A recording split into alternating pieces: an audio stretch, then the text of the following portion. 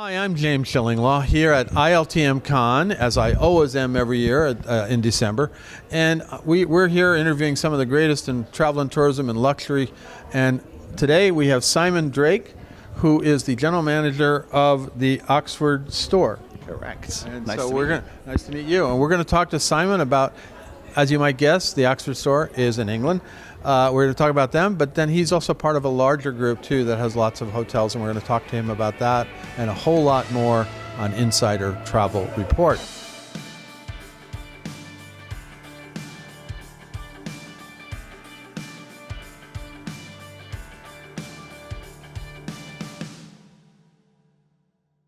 Simon, first of all, great to meet you. Great to meet you too. Thank you for finding the time. I mean, what a great setup as well. So thank you for getting me in to see you at this time. I appreciate it. It's manic for everybody. It is manic, and we have 2 more days of this, so this is crazy. I don't know how I'm going to get through that. We'll be there, adrenaline fueled until Friday. Absolutely. Well, that's what I have to do. Now, tell us a little about the Oxford store. So we, back in 2019, the company I work for purchased the oldest department store in the world. It's in Oxford? In the world, in Oxford, back from 1750s. This was a department store originally set up for people going to America. So it was set up as a travelling destination where people in the rest of the UK would be travelling through Oxford, coming down south to get Southampton to get the cruise ships across to the States. And the last things they would buy is a big leather-bound trunk and penicillin. Leather-bound trunk, because you've got to pack everything away to go across to the States. And penicillin, well, back then you never know what you might have picked up in America. Yeah, we were the sticks back then. Absolutely. Yeah. So it was very much a case of, make sure you've got everything. Your last chance saloon to pack up, get everything you might need.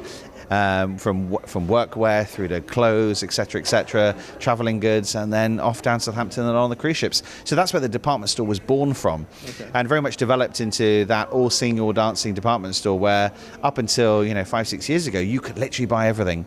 And in every department store, it's very much about you go in to browse. You never know what you're going to pick up. You never know what deal you're going to get. And I remember back in 5-6 years ago when I first came to Oxford and I was working in another hotel, it was that place where you could pop across the road and your chef that was leaving, you'd grab him a Le Creuset set and a knife board, etc., etc. It was that place where it always had everything. So when it became available, we took the opportunity of taking it up and converting it into a 101-bedroom luxury lifestyle hotel with bars, outlets, rooftop cocktail bars, and it is flying. We're 6 months in, and the future is certainly bright. I have to come visit. You need to come and see it. That's amazing. So what you don't have, like when you get at the elevators, this is women's apparel or anything? We literally do. So when you come out of the elevators, there are pictures on the wall that show you are in haberdashery from 1925. Wow. This is the department where the perfumier was. So this is somewhere where 150 years ago, the lady would come in with her lady's maid with a big jar, empty glass jar, and they'd go up to the little counter and they'd select their scent and they'd be pipetting the scent in by the ounces. Wow. And then the lady's maid would be sent home, and we still have pictures and evidence of that in the building. So every part of the building tells the story of what it was in a very cool modern way that it is now. That sounds like a really cool concept, and just to do that, and I assume you have a restaurant, a dining? An incredible restaurant called Treadwell, named after Treadwell Passage, which was the first ever street outside of the city walls of Oxford. So the Castle City Gatehouse is right next to the front door of our building. And our restaurant was designed, essentially was a little passageway called Treadwell Passage. We have the census data from the 1850s showing who lived in this little passageway before it was amalgamated into the bigger building as a shop. And we can see that there was a fish hawker, a word that I guarantee you might not have heard before. A fish hawker. No, I've heard of it. And a scavenger literally inhabited that little street, and they were listed as their job titles. A needlewoman's apprentice, the junior policewoman, and these people playfully appear on our menu as characters and illustrations, dotted on the wall in the restaurant. So as you come and join the story of what this place actually was to what it is now. What is the cuisine? So the cuisine's untraditionally British. So we take dishes that are traditionally British, and then we put our twist on it. So if I say to you a prawn cocktail, it conjures closes up 1980s images of a sundae glass with prawns covered in Mary Rose sauce and triangles of brown bread covered in thick butter.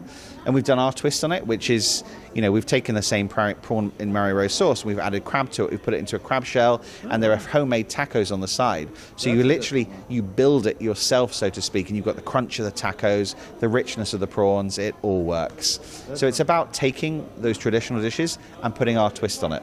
That sounds wonderful. And I assume you have a bar pub or something? We do. We have an incredible bar on the ground floor and another beautiful rooftop cocktail bar, which has the best views of the city. That's great. I wouldn't have thought in Oxford. No, so that's the only one. So the views of the city over the top of the spires, you really get to understand why it's called the City of Dreaming Spires when you're up there. You can see 56 spires of churches or chapels or cathedrals from the roof of our building. That's amazing. That's spectacular. It looks like that's a destination hotel, I think. Absolutely. Even if you're not thinking, Oxford is a beautiful city and everybody wants to go see Oxford, but I would go there just for your hotel. Oh, 100%.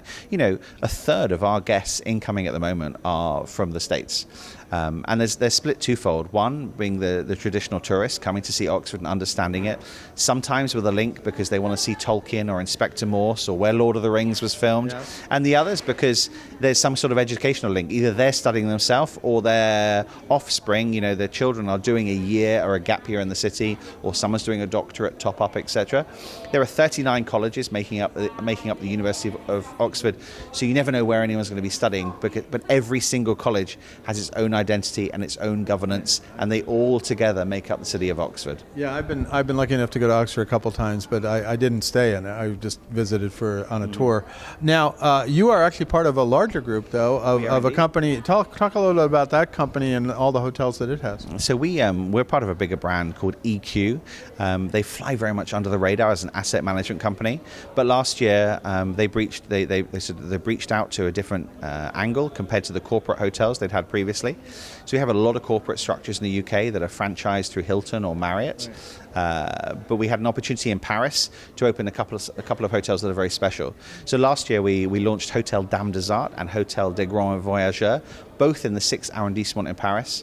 Both stunning hotels, one of which has got an amazing rooftop terrace bar where you can sit sipping champagne, and the incredible Eiffel Tower is less than a couple of 100 yards away, all lit up at night time. So a magical destination. And as we move forward, I think we'll see more and more luxury lifestyle hotels coming from this ownership. The one we've got in Oxford is our first one in the UK, and we know there are certainly plans in the pipeline for at least 6 or 7 more. Well, the Paris properties sound wonderful. I was actually in Paris this summer, and I didn't even know about those.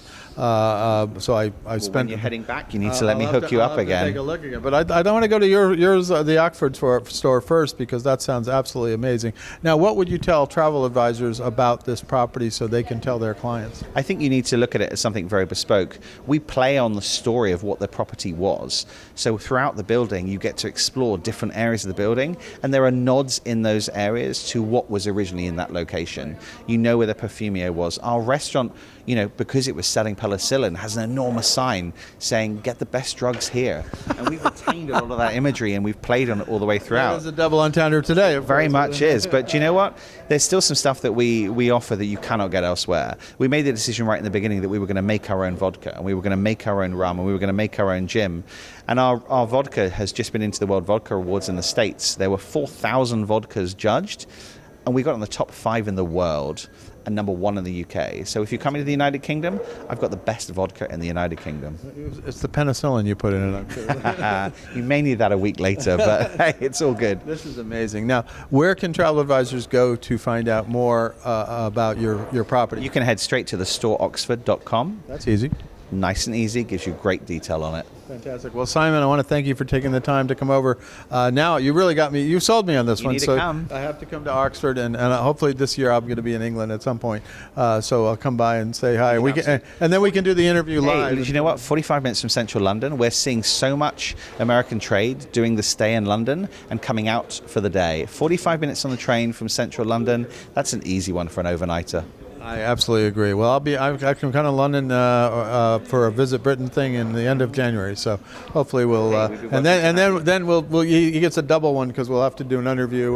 We'll be at the rooftop or something like that. Absolutely. You'd be very welcome anytime, James. I'm James Shillinglaw, and this is Insider Travel Report.